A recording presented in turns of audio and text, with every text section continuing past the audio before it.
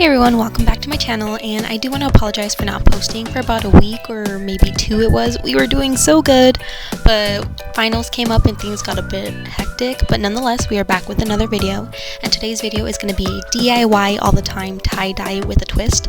I saw a few tie-dye t-shirts on Pinterest and I thought we should make it a little bit of a twist by cutting them up. That is because summer is coming up, so I do just want to make them a little more summer themed by cutting them up with some fringe or just with an open back. Now the things we are going to need is tie-dye. I did buy this tie-dye kit, which does come with 36 individual tie-dye bottles, but you in no way, shape, or form have to buy this one. I just wasn't sure exactly the look I was going for, so I went ahead and just purchased this one, just so I can have a variety of colors. But of course you can just buy individual colors depending on the color scheme you're going with. You're also going to need 100% cotton t-shirts. You're also going to need some rubber bands, some rubber gloves, and some Ziploc bags or grocery bags. Lastly, you are going to need a pair of scissors. Now the first t-shirt we're going to be making is called a Bullseye. It kind of looks like the Target sign, but as it expands, a different color is being used. I personally like my Bullseye to start in the center of the t-shirt, but if you want it off to the side, just follow these same steps, but wherever you want your Bullseye to begin. So you're just going to pinch the t-shirt wherever you want the Bullseye to begin, start pulling it up and grabbing the ends together, and then it'll form a shape like this roll here. Next, just grab your rubber bands. I'm going to be using 6 colors, so I need 5 rubber bands for this step. Basically, space them about ½ an inch apart, depending on how many colors you're going to be using.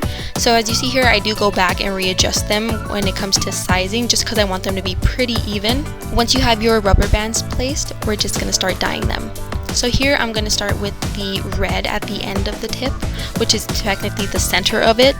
And a quick tip here is try not to get the dye too close to the rubber bands, because as soon as you add the dye, you'll notice that it'll begin to spread and start working its way to the rubber band. So if you focus too close to the rubber band, the colors are going to mesh together and mix and kind of become a little muddy, if that makes sense. And if you have two colors that don't really mixed to one another, you'll probably get like a wonky, really dark black or brown color, just basically a color you don't want. A tip would be just not to stay too close to the rubber bands while adding the dye.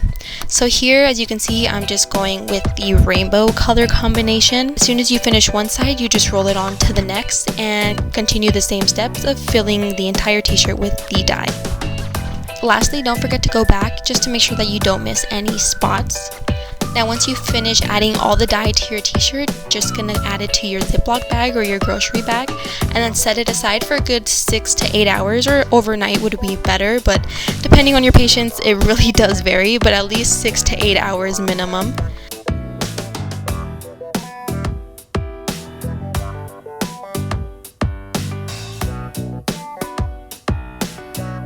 Now the second t-shirt we're going to be making is called a spiral.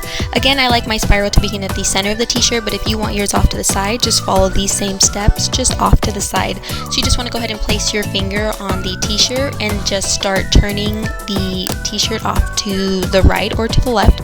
It doesn't matter. It's just going to start forming the spiral like so as you continue to turn the t-shirt.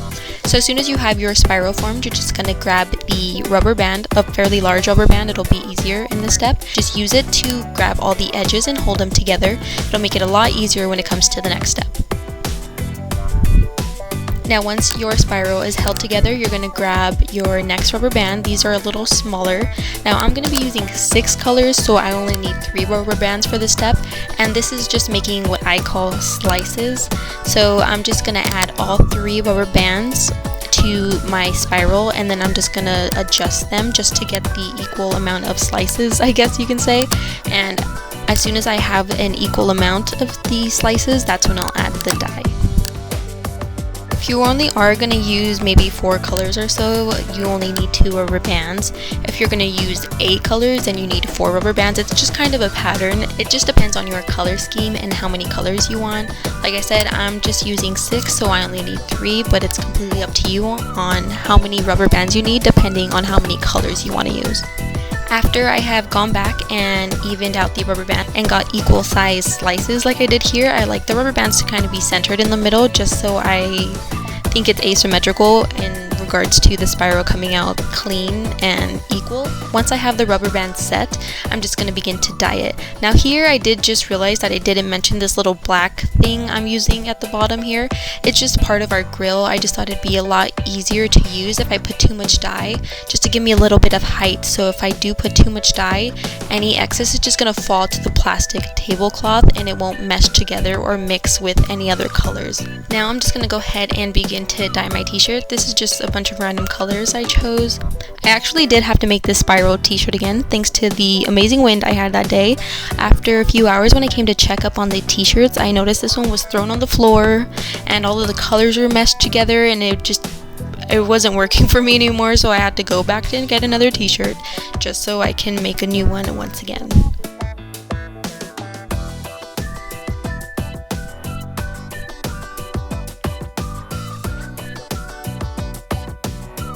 And just go back and make sure you filled in all the little white crevices that may be left on the t-shirt. Now once you're done tie-dyeing that t-shirt, just be sure to add it into your Ziploc bag or a grocery bag, it doesn't matter, and just place it off to the side for a good 6 to 8 hours or overnight. Now here we have our t-shirt after it's been dried and washed. The next thing we're going to do is start creating the fringe at the bottom of the t-shirt. So what you first do is fold the t-shirt in half and then grab your pair of scissors and start cutting lines directly up the t-shirt. I cut mine about 3 or 4 inches up. If you want to show a little more skin, go a little higher. If you don't want to show so much skin, just cut a little lower.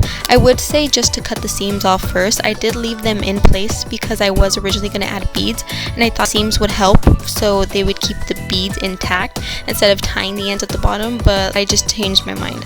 But after you do cut the fringes, just go ahead and pull them so it'll just tighten the ends, and then go back and cut off the seams if you didn't already do so. But if you cut off the seams first after you already cut the fringes, after you pull them, you're good to go. And then you can add beads and tie them if you like. So after I go back and cut off the seams, this is what it looks like. I just have plain fringe at the bottom. Like I said, you can go back and add beads and then just tie the ends if you want. Now we have our Bullseye t-shirt. This one I'm just going to cut at the bottom and at the sleeves. So don't forget just to fold your t-shirt in half. I cut about a good 3-4 inches off of the bottom and just pulled the ends together just to give a little clean cut at the end. And then I'm going to do the same thing at the sleeves. Again, just making sure that they're even at the ends once you fold them, and then cut along the seam and pull the ends together. Now once the sleeves and the bottom have been cut and stretched closed, I'm just going to start focusing on the back of the t-shirt. I'm going to use a ruler and a washable marker. Now the first thing I want to do is use the width of the ruler just as a guide. Because I don't want the cuts going from one end of the t-shirt to the other end of the t-shirt, I am just going to use the center as a bit of a divider. But if you do want the ends just to go from one end to the other, by all means you don't need the center divider. Just make directly straight lines and just start cutting. So here you can see that I am just using the ruler to make straight lines. I am making the lines about 1/2 inch apart. I am eyeballing it, to be quite honest with you. But you do see that I also go back and extend the lines. Make sure you do that step as well. Just because as the shirt extends, you want to make sure the lines extend as well.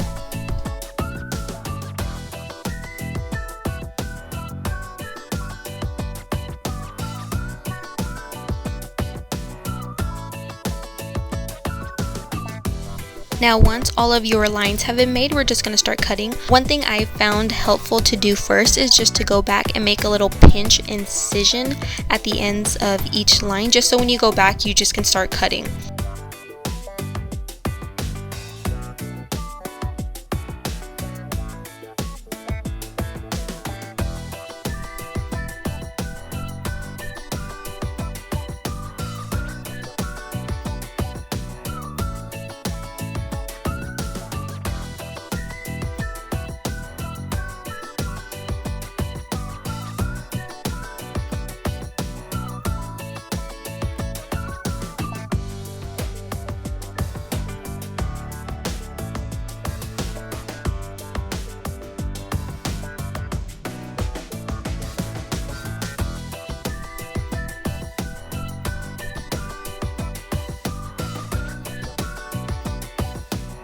And just like every step beforehand, just go back and make sure you tighten and pull all of the strings together, just so it'll tighten them and give them a nice clean, crisp look. Now just follow the same steps onto the other side of the t-shirt. And here you have your t-shirt once both sides have been cut and tightened. Now I did go back last minute and decide that I do want to cut the neck piece off, if that's what you call it. Again, just fold the t-shirt in half, make sure they are both even, cut along the seams and tighten the ends together just to make a clean look, and your t-shirt is good and ready to go.